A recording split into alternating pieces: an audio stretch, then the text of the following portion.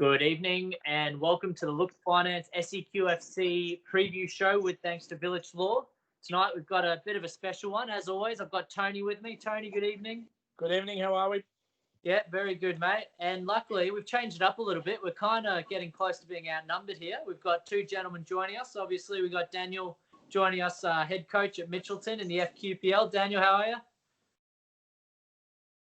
Very good, Joe. Yourself, gentlemen? Yeah, good, mate. And also joining us from Ripley Valley, Nick, how are you, mate? Head coach down there.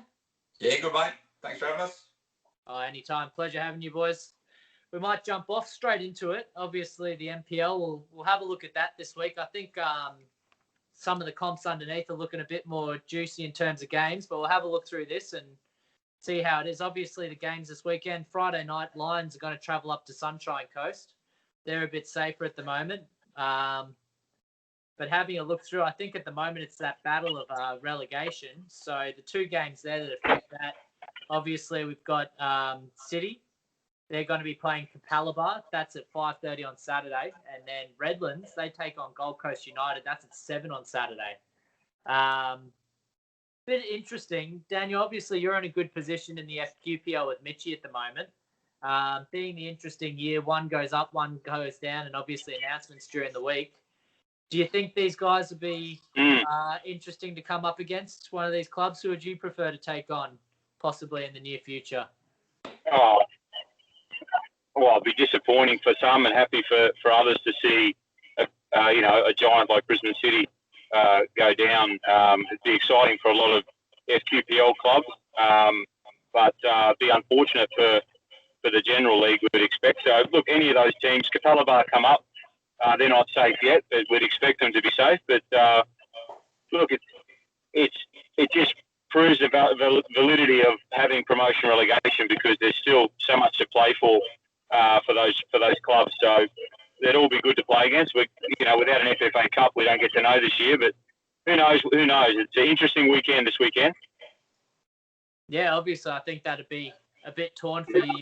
You cut your teeth a little bit in terms of coaching with City. So I think that would be an interesting matchup any year.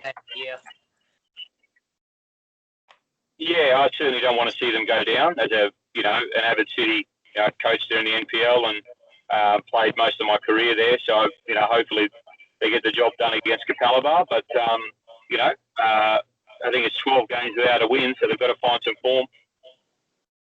Yeah. On the other end of that, while I've got both of you boys here, Nick, what are your thoughts on the NPL? Who do you think, obviously having someone outsider and a bit more of a neutral, have you followed the competition much? Do you think you've got a choice for who's going to maybe finish up top or how the season will end up? Don't follow too closely. I think Peninsula still got a couple of games in hand, or have they played them? Or they've got one game in hand over Olympic, and they're currently sitting on top. So I think they're in a very favourable position going into the weekend with Olympic having the bye. Yeah, well, it's always good to have the points in the bank, I suppose, and having the extra game in hand is always favourable. So theirs to lose, I suppose. Yeah, Daniel, what do you think yourself? I thought Olympic and Power both played 21 games, but look, at the moment, as everyone said, it is for Power to lose, but depending on the final few games, it's going to go down to the wire because I think Olympic plays City the last game of the year. Is that right, Tony? Yeah, and I think both Power and Olympic might play Lions. Yeah, correct. Yeah. In the last few fixtures, Everyone's Lions going to play Lions. That's right. Yeah. Do keep it interesting coming in. So I think that's going to be the games to watch. It's potentially semi-finals and finals right there before we even get to the end of the season with those clubs playing up against each other. And Olympic are in great form. They've been playing good football. Yeah, absolutely. I think that's a good thing this year. There's plenty of good football getting around on the top end of the competition, and it's balanced out a bit more. So should be interesting getting into the back end. Moving on from there, we might segue. I think this will be a bit more interesting for us. Obviously, this weekend, Nick, we've got your experience here. I'll get to the other games in a sec, but obviously the big one I think we're looking at, it's a bit interesting. I always mentioned off the call to you guys, Liam, who's usually a regular on the show. He's never about when there's a derby going on, but this weekend there's a derby, so no Liam. We've got Ipswich Knights taking on Pride. This is a bit different. Friday night at 7:30.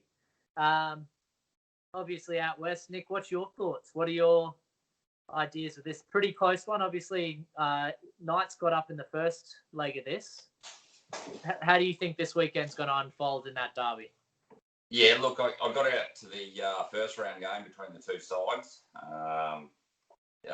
Wasn't the local derbies of old that you see in Ipswich football, but was still entertaining football, good crowds.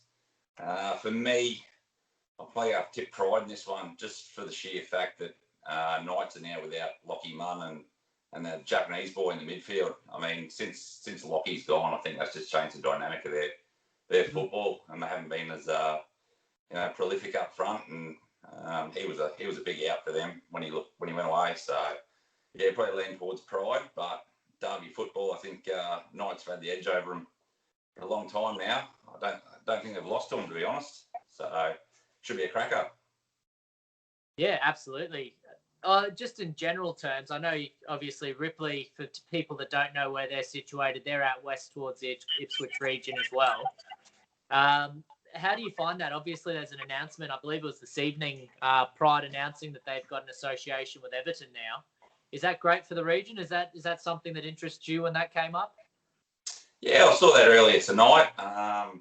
It's one of those things. It's a great announcement. What it means moving forward, I don't actually know. But anytime you start sort of throwing Premier League clubs' names around in association with your club, it's a massive boost. So hopefully that sort of transcends to players getting the chance to play overseas and develop their football, and should be good for the region, definitely. Yeah, absolutely. I think lately it's been really good at that, obviously, for all the Ipswich clubs doing very well at the moment. And, the fact that we've got some growing and turning up, I think it's a good period of time. There's been plenty of great players come out from that region. So I think that's going to be a good pathway out that part of the world. Most definitely. Yeah. The other big game, I think, having a look at it, obviously there's a couple of games still to be played with the washouts. Daniel, you're travelling up the range this weekend, is that correct? Lost him. Didn't want to answer me. That's all right. I'll try to get Daniel back on, but obviously that other game we're looking at. I'm back. You're back. I dropped out for a moment. That's all right, mate. Okay, fantastic. That's good. I was going to lead on from there. I was asking, I thought you might have been upset that I insinuated you had to drive up the range this weekend. Is that correct? Are you heading up the range to take on Thunder? We are, yeah. It's the Pride derby is important, but I think in the grand scheme of things, this is a huge game for both of us, but particularly Thunder because it's a must-win game. They've only got us and one more game to go. Then they've got the bye last round, so they need to have any hope. They need to have maximum points. They need to beat us and the next game as well. So against Southside Eagles. Yeah, I think obviously the FQPL has been pretty tied up in that title race between Thunder and Lightning. It is. Wow. Sorry, I didn't even mean to say that. But yeah, between Toowoomba and Logan. But I think, we can't take credit away, obviously, from yourself and your year. Mitchelton's been that quiet achiever. I don't think it's been quiet, but obviously been putting in solid performances. I think you guys have plenty to take out this year. Do you think you'll continue that and look for a big year next year as well?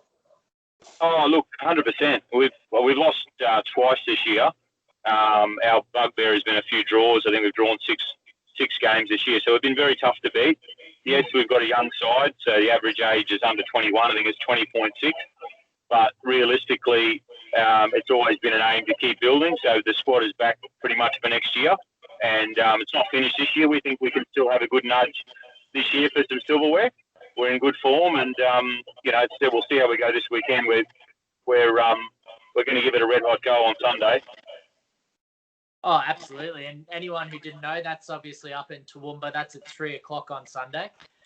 I I think it's interesting. I know you mentioned they're still hunting for the silverware. I think it's a good fact to remember that Rochdale picked up that grand final win over Wanderers from 4th place. So, the good thing is the FQPL, there's plenty of strength in the clubs that, especially in that top half, anyone can win on any day. Yeah, and mathematically we can still finish top 2. So as long as we can, then we're going to keep pushing to try and get that second spot and host the semi. Yeah, absolutely. I think that'll be a great opportunity for the boys, and definitely not out of the realm of possibility in terms of what this year's thrown at us. Yeah. We good? Yep. Okay. So other games we have, of course, this weekend. Friday, Rochdale take on Southside Eagles. Saturday, we have a lone game of Souths taking on Wolves. And then Sunday, Sunshine Coast take on Logan at the Sunny Coast. And Holland Park have the bye. Moving on from there, we might jump into Brisbane. So having a look through, we might spend a bit more time on the premier side of the competition through each levels. In the BPL this weekend, we've got Grain first, your old club, Nick, Taringa. That's a bit of a battle there. How do you think that's going to pan out for the boys? Yeah, another tough one for the Rovers there. They've very, very strong competition, that top 6 in the BPL this year.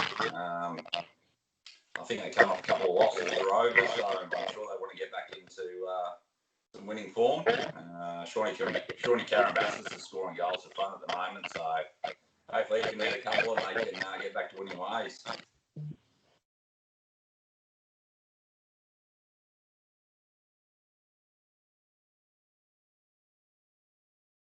Lost you there, Joey. Sorry, guys. I missed the old quote of 2020. I was on mute. Obviously, the other games on the weekend, we have Centenary taking on the undefeated St. George. So they're still obviously sitting no games dropped, no points dropped. So fantastic results so far from St. George. And then the other game will be Albany Creek taking on Toowong. From there, we jump into Capital One. I think this is kind of a bit up there at the moment. Sanford sit clear. They lost on Acrobat. I think Terry's doing good work out there. Do you think, guys, obviously we look into it, there's a bit of a change up next year with the announcement of another state league. Do you think some of these clubs doing well in Cap 1 might have the opportunity to step up? I think 100%. Terry's got a good squad there. I think, I know off the call we mentioned, Nick, a lot of intentions from clubs to look into this and look for the opportunities with the pathway. Do you think these are the kind of clubs that will be going through, or do you think Ripley will have a red hot go, obviously, getting through early on? What's this for, the reshuffle? Yeah, possibly with the reshuffle.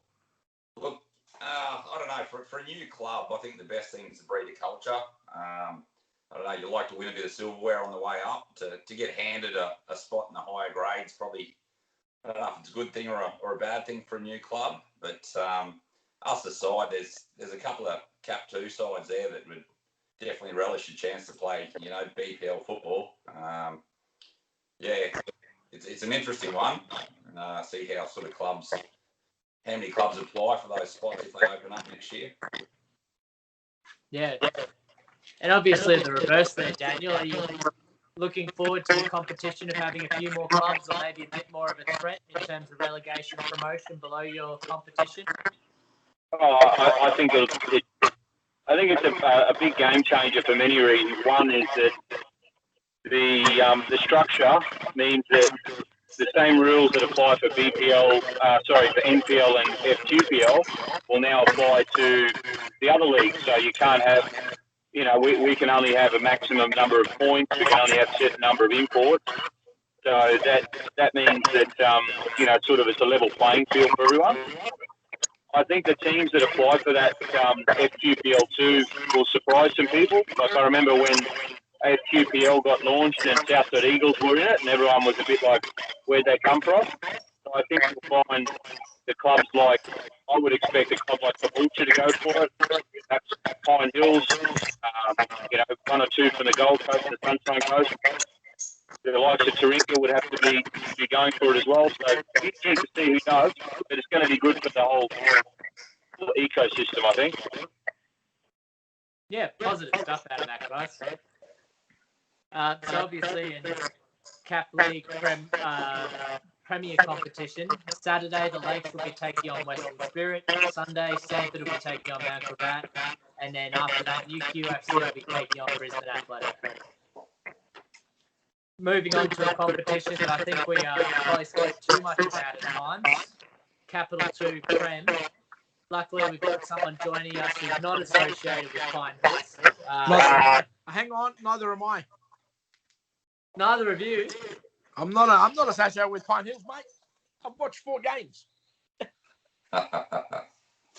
That's Jumping one more ship than already, me this Tony. year, Tony. Very good friend of mine is a coach there. That's about as far as it goes. So, And the manager. Are you losing faith after that loss, Tony? No, I'm not losing faith. I'll still win the comp. Sorry, mate. I think Nick will do everything he can to prove that wrong. Nick, how are you guys travelling? How have you found the split in competition since obviously the break? Yeah, look, it's top 6 teams in your league. Makes the competition. There's no easy week, so to speak. I mean, it wasn't any easy weeks in the league this year, to be fair. It's probably been good for us. We've had a lot of injuries through that first round, and we're starting to get boys back now. So obviously that showed when we played Pine Hills second round. We got the chocolates up there, and on a bit of a winning run at the moment now. So hopefully take that into Logan Metro. Good rival of ours this Sunday night. Yeah, I think that's obviously going to be another one of these season-shaping games. Logan being another fresh club who's only been around for, I believe, less than a decade, from my understanding. Obviously, good to see the new boys doing quite well and climbing the ladder, which is great to see for the health of the game. The other games going on, of course, I believe it's just one game Saturday, which is Newmarket versus Slacks Creek. And then Pine Hills, they'll travel out on Sunday to take on Moggle. And then your game against Logan. Obviously you want to take the chocolates there as well, as you mentioned. Do you think Logan, they're one of these teams with the possibility of climbing up to do a bit more with themselves? Yeah, they're a club that's got ambition as well. I'm sure they've made no secrets of it. They want to be playing BPL football. So whether they apply for that when the application's open for this new restructured league or they earn it over the coming seasons, I definitely see them being up there in years to come.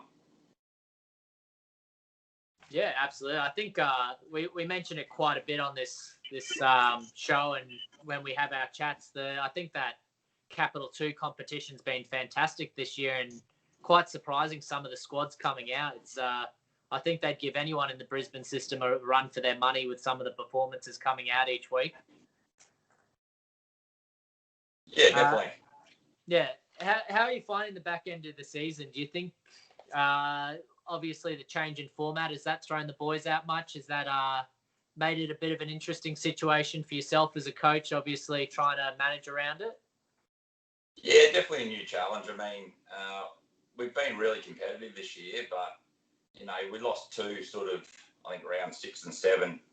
And for us, that was the season gone. There's not a lot else to play for. Pine Hills were always going to be very hard to drop points against. That they always look like they're going to run away with it. So to motivate those boys in the middle of the season was pretty hard. And now even this back end, it's more about building for next year. I've already said to Lewis that I had a joke with him a couple of weeks ago. I'll see you in a couple of weeks for a dead rubber. And unfortunately, that's what it is. There's no finals to look forward to, but it's all about building for next year for us at the moment.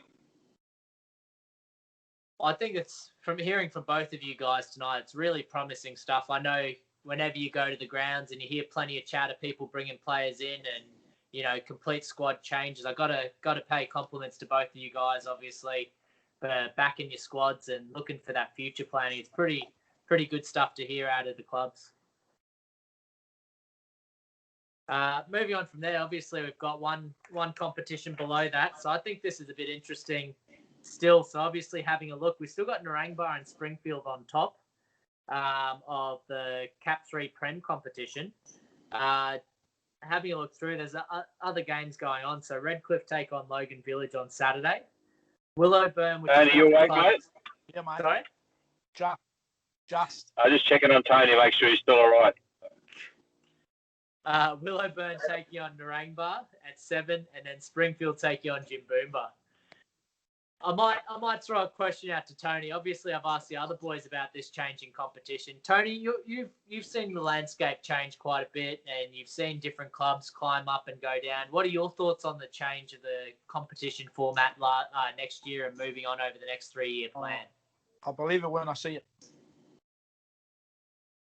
Do you think an additional comp will be good? It's a great idea, but they keep on changing the structure every 18 months anyway. So how long is this going to go on? I think the transition, at least, I mean, don't quote me on it. I'm not working for FQ in any formal capacity, but obviously for them, they've got that 3-year roadmap. I think it's still interesting. I think the other question that we haven't actually kind of touched on, and Daniel, with your squad, maybe it's most appropriate, the under-23 competition. Does that change some of the planning moving forward?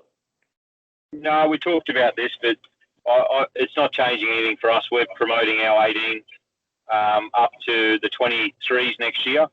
Realistically, there's no point in us having, 22, 23-year-olds playing at under 23s comp. So all it does really is just help us to maintain some good players who were turning 21 next year. Then we don't have to release them. We can hold on to them. So if anything, it's going to affect the BPL capital leagues more because, the NPL and QPL clubs won't have to release those players now like we used to. So like a lot of the Sanford squad, they were, in my 20s previously. We would have liked to have held on to them, but we couldn't hold on to them because of points. So I think that, again, it's going to affect that 23 squad will actually not affect, it'll help us, but it'll actually sort of won't help the BPL and the lower divisions, I don't think, personally. Do they police the point system, Daniel? I don't reckon they even look at it. Well, they do. We submit it, and submitted ours, and they come back to us saying, actually, I think you got 185 points, and we submitted it, and ours was 184, and they come back saying, actually, you're only 181 points. So we had it. They gave us 2 points that we didn't realise. So I don't know how some clubs get away with some things, Tony. They might have some creative accounting, but they do check it, but I don't know to what extent. I reckon Gold Coast Knights are 463 points and nobody's even looked at it. In Victoria, you've seen what they do. The PPS gets published. It's actually for everyone to see. You can see anyone's PPS on the website. You go there and it's got how many points you got for development, how many points each player is. It's all there to see. Yeah. Well, it's not police, obviously. Not like that, no. Obviously, with that, do you think this new system's going to be advantageous for yourself, Daniel? Even clubs like you find Logan Home, who have had a historically really good youth development system, do you think that's going to strengthen those and maybe give you guys back a bit more power compared to these clubs that do bring in quite a few numbers, as we might have alluded to earlier?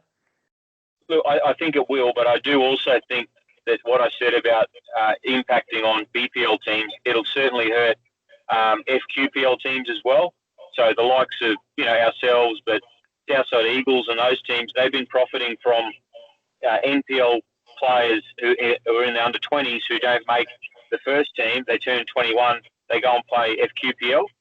Next year, those players won't be leaving the Brisbane Cities and the Lions. They'll be able to stay there another year. So it's going to hurt some of the lesser, the Holland Parks and the Southside Eagles, I think, because they tend to get those fringe players who want to play a bit of senior football.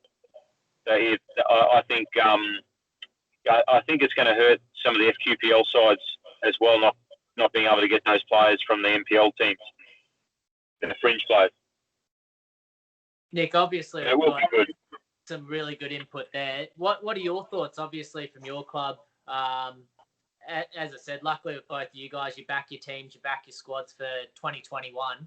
How do you feel it may affect the competition sitting under that state tier system? It's just going to be a full reshuffle, really. So just see where you end up once the full reshuffle comes out, I suppose. Clubs like us that are sitting up near the top, whether we get bumped up a division, time will tell. Like Tony said, we'll wait for it to happen, then we'll see, then we'll reassess. Yeah. Afternoon, it was just another sob story, and then we'll change it into you. Because you got to remember, it's not just for seniors; it's from under 13s up. So the likes of St George, Willawong, it might not appeal to them because they might not have the junior base to go into it. So the clubs that go in for it, I don't think will be necessarily the clubs you expect. Albany Creek may or may not be eligible to go into it because of Moreton Bay. So I think you'll be surprised. I think the likes of the progressive clubs, maybe a Springfield in the growth areas. I definitely think the like of Caboolture will be in there. But we'll wait and see. It'll all be revealed. I understand there's been over 20 applications so far. So tells you that there's definitely interest there. Yeah, well, that's promising to hear for the future. From there, boys, we might wrap it up.